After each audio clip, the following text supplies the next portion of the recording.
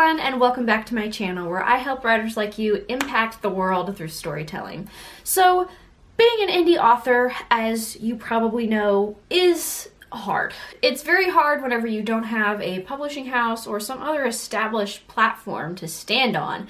Not, of course, that every traditionally published book is successful, but it can be kind of lonely sometimes in the indie publishing world because it can feel like nobody sees you, nobody's reading your book, and while of course there are things that we do to get found, such as, I post on social media, I do sales from time to time, I figure out who my target audience is, it still really means a lot whenever the people who are reading your books as an indie author are engaging not just with you, but with other potential readers. In other words, we just really appreciate any and all support. So if you're not really sure how to best support the indie authors that you have in your life or that you look up to and really want to encourage and motivate to keep producing books, here are 10 ways that you can support self-published or indie authors. So the first thing is message them telling them what you liked about their book. It can be so incredibly encouraging, or not it can be, it is so incredibly encouraging whenever someone takes time out of their day to let me know that they enjoyed my story. And it doesn't have to be super long, it can just be saying, in an Instagram DM, hey, I just read your book, I really enjoyed it, I can't wait to read more of your books. It doesn't have to be a big deal, it can just be something simple.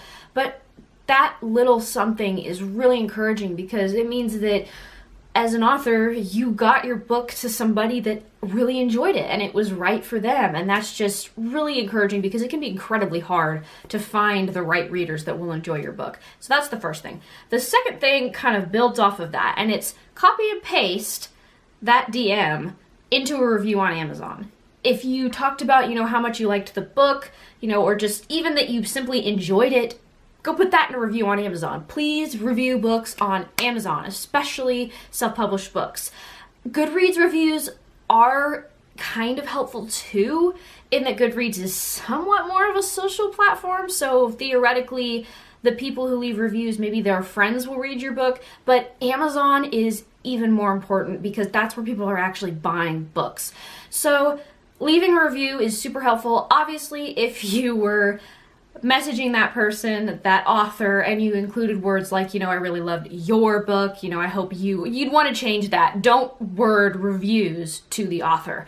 That's kind of a topic for another video, some do's and don'ts of book reviews, but basically the biggest thing is just tell what your favorite thing was about the book if you can't think of anything else, and don't write it directly to the author, write it to fellow readers. So that's number 2. Review books, please review books. Okay, I'll stop TED talking about reviewing books now and get on to the third point. Tell your friends about the really cool book you read last week. I know that word of mouth sometimes doesn't seem like it has as much power nowadays, but it does. If you have some friends that enjoy similar books to you, tell them about this book you really enjoyed. If they don't seem like they want to really look into it or buy it, but they'd like to read it, why not let them borrow it if you have a physical copy of it? Just getting more people to read it, even if the author doesn't know that you're doing it, it's so helpful. It's creating more awareness, and awareness is one of the hardest things to come by sometimes as an indie author. Number 4, ask your local library to consider purchasing the indie author's book and having it available at the library. I have never personally gone through this process. It kind of intimidates me, and I've not requested that my book be featured at the library simply because it doesn't appeal to a broad enough genre, but at some point I may if I publish something that would appeal to more people. But that can be something that, again, helps them get more readers, more awareness. Number 5, whenever the author is announcing that they need people for their beta read team or street team or cover reveal team, don't just sign up. Actively participate. You may think that signing up, even if you can't participate, just shows the author that, hey, you care, you would like to participate, but a word from an author, it's usually best if you know you're not probably going to be able to get to whatever it is that you're participating in, just don't sign up. I've made this mistake before. I signed up for an ARC reading for another fellow indie author school hit and I just never was able to get around to it, which she understood. We kind of knew that from the beginning. But in the future, what I'm going to do is I'm just not going to sign up for an ARC read altogether when I know there's a 50% chance or greater that I'm not going to be able to get to it. So just as a participator in the beta reads team, the street team, whatever, don't sign up unless you are pretty sure that you'll be able to participate. Number 6, make a post on social media about what you liked about the book. Again, you can just copy and paste that same review from Amazon and put it in your Instagram description if you want to. Number 7 is sign up for the author's newsletter and actually read the newsletters.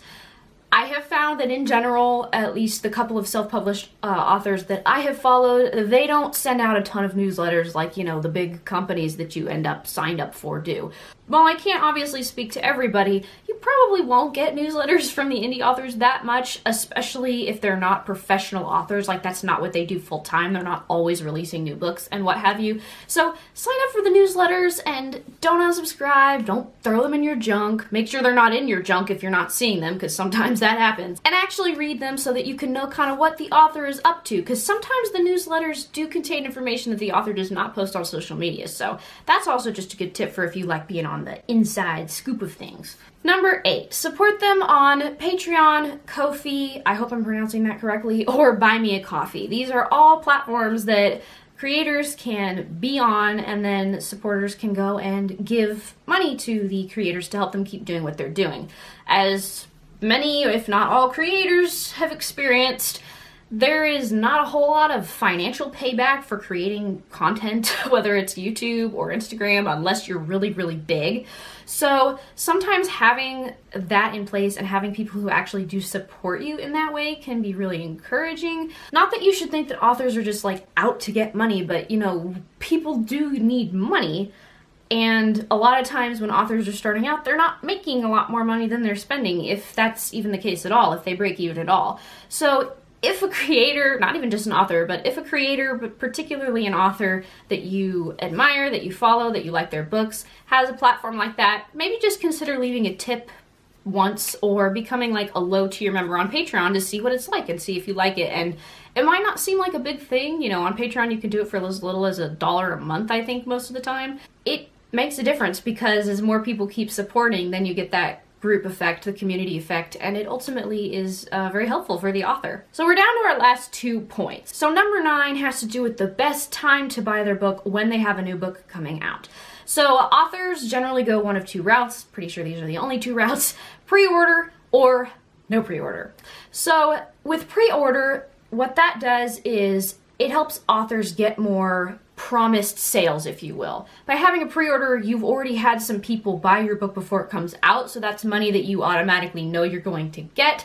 Whereas if you don't do a pre-order on Amazon, I'm talking specifically about Amazon here, and people buy your book on release day, then that boosts your rankings, because for whatever reason on Amazon it's weird and pre-orders on release day don't count. When you have the pre-orders and then release day comes along, those pre-orders do not boost your rankings in the Amazon algorithm. Now, for somebody like me, I'm not going to be making very good scores in the Amazon algorithm anyway, so I don't care. And it's really nice to be able to see those pre-orders and see, okay, X number of people have already bought my book and I'm going to get Y amount of royalties on release day. Hey, that's cool. But all this to say, as a reader, if your author's doing pre-order, buy the pre-order, because that means that they want people to pre-order. That's their preference. If they don't have pre-order, buy it on release day, the day of release day, because that will help contribute to their rankings, which will potentially give them a boost in the algorithm on Amazon. Again, we're just talking about Amazon here. By getting their book boosted in the rankings on Amazon, that also increases their chances of making more sales, which of course, is a hard fight as an indie author sometimes to get found on Amazon through that ranking algorithm. And the last one, and this one might seem obvious, so it might surprise you. Actually buy their book. Don't ask for a free review copy, which yes, I'm guilty of this too. Don't wait for a sale to come around before you buy it. Just go and buy the thing. You could do all the things with a paid-for book that you can do with a free book, in addition to helping the author make the money back that they put into their investment on that book, so that they can publish more books in the future. It might seem like a small thing, and there's nothing wrong with getting free copies. I've gotten free ARC review copies before, like I said, but if you would like to, even if you know that you could get a free review copy, just go buy the book, because it's just a little bit more of something that's both boosting their rankings and also helping them make the money back on their investment. Because unfortunately, although sometimes finances and money is kind of a dirty topic, it's a struggle in the indie world. Ask me why I designed both of my book covers myself, because I am a college student and I don't have the money for a expensive cover designer, which I need to talk about that in another video too. And maybe I'm considering maybe making a video on some of the things I learned the hard way about designing book covers,